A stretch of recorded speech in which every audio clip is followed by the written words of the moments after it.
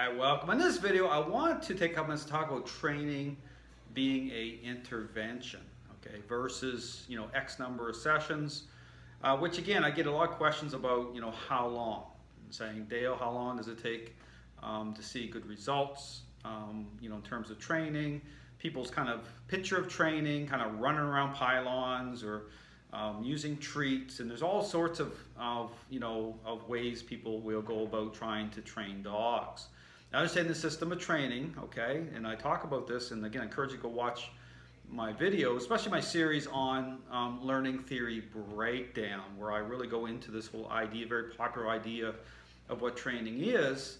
At the very beginning, okay, once a dog has already gained a level of control in the relationship, once the perceptions have already been altered, it really does matter about how you're jumping into a relationship problem by way of motivating a response. And this is where you see very popular idea about using treats, using motivators, focusing on the sit down, come and stay that way, which is not the way, okay, is not the way that I focus. It's not what you should be looking at by way of how you're building the picture. Because understand, again, taking everything to, again, I use the parenting example, okay, often to help people kind of get a foundation of understanding as to why you want to approach training at a interaction-based level, as an interaction-based type of methodology versus, okay, motivating dogs that way, which ultimately, okay, takes the path of bribery. And again, people don't like hearing that sometimes, like bribing dogs.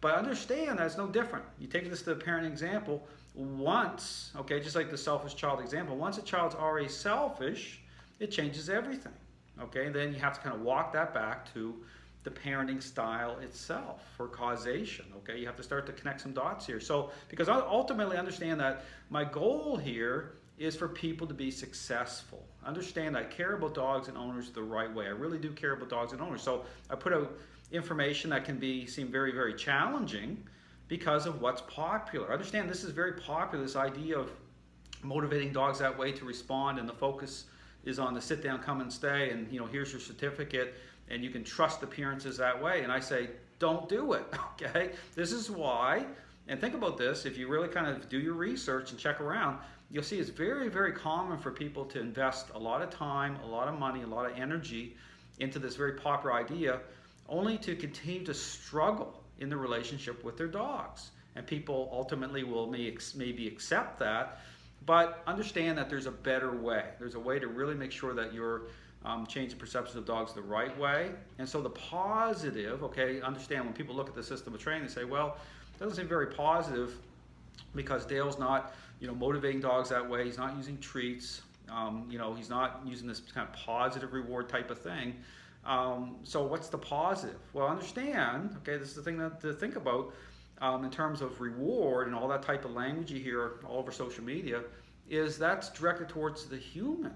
Okay, it's about how this is all marketed. It's marketed towards you being able to step in, you get the pet and reward your dog right away, like 5 minutes in, and it's all based on assumptions and appearances. But the question you have to ask yourself, do you think it's an accident or coincidence why this doesn't line up for so many people? Think about it. Just like, think about the selfish child example. A so-called professional, okay, stepping on the scene of a relationship problem with you and your child, and ask the question, what are they advocating if they're advocating that way? Like pulling out the Xbox games, getting, the child to do the things, right, make their bed. Think about what's going on here. Make their bed and pick up their toys. But then you have to connect the dot properly, say, okay, well, at the very beginning of a relationship problem, what's the context of that? Okay, you might get a child to be in agreement and highly motivated to respond certain ways, and just because you hear that word behavior, and this is where, again, one of these I call it kind of one of these switch outs, kind of okey doke, you hear the word behavior suddenly, come out of thin air by trainers, and say, well, what are they how are they referencing that word even? Based on a series of responses, and can you even trust appearances that way if you're jumping in that way, right? And think about it. I mean, just apply some common sense here. So all to say, and I really encourage people to think about it because it's to your benefit to step back from this stuff and ask some serious questions, because understand that things are very, very much in the dog training world a mess. Okay, I don't use that word lightly, but things are very challenging. So I'll say there's a reason why I do training the way that I do it. And so when you look at the positive aspect, even though it's different and the dog will react, have certain reactions, okay, but the positive is the fact you're taking stress off the dog. The dog's actually coming to agreement with the method, but it's not positive the way that people are misrepresenting that language based on bribing dogs, right? Which can appear very positive if you want to label it that. But again, understand depth. Because coming out the other side of things, okay, it's not very positive if you're still failing, the dog's still holding a level of control, you've wasted your time and money, and the dog ultimately ends up being given up on or destroyed. I mean, that's not very positive, okay? So it's like a trade-off. Okay, because understand when I talk about people petting all over their dog, say, well, that's for you and not the dog. You've come to a place now where that dog's gained control, and now it's all about your emotions. You need to think different if you want to fix your dog. Okay, so understand that I understand very deeply as to what's going on here. Understand that when I talk about learning theory, and again, I encourage you to go watch my 10 series, my video, my 10 parts series on learning theory. I break this stuff down. I break it down very clearly to help you understand the context here is what's going on. So training is a intervention.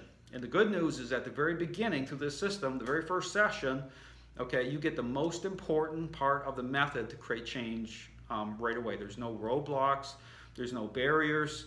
And if you want to be successful, especially when you get into these levels of these dealing with very aggressive dogs, it matters even more. But it matters no matter what. It matters at the beginning because it's all about being successful. It's all about coming out on the other side of a process the right way. So again, understand this system of training is about answering the questions. Okay, I developed it from asking the questions that needed to be asked at the very beginning years ago. And so the system is very, very effective when it comes to helping dogs and owners the right way. It's about caring about dogs and owners the right way. That's what the system is about. So again, I encourage you, if you have questions, contact me. The very beginning, typically people ask, well, how many sessions?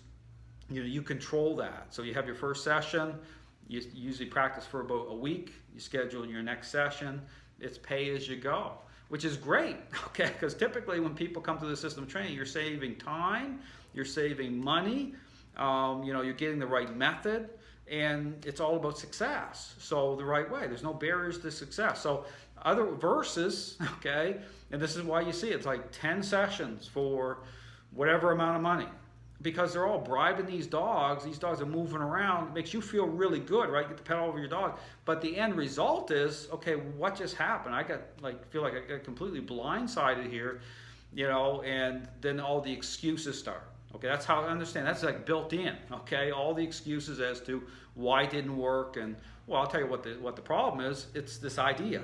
Okay, it's about jumping in that way. There's the problem, and then it's like a rigged game, because understand the whole dog training world is set up that way. It's like everyone, balanced trainers, force-free trainers, they're all in agreement with this idea that way, even though they have little twists and turns there with the role of influence.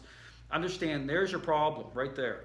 This system of training, totally different, okay? It's interaction based, very effective, it answers the core questions, but again, I would encourage you, go watch my 10 part series on learning theory. It's available for free on my website.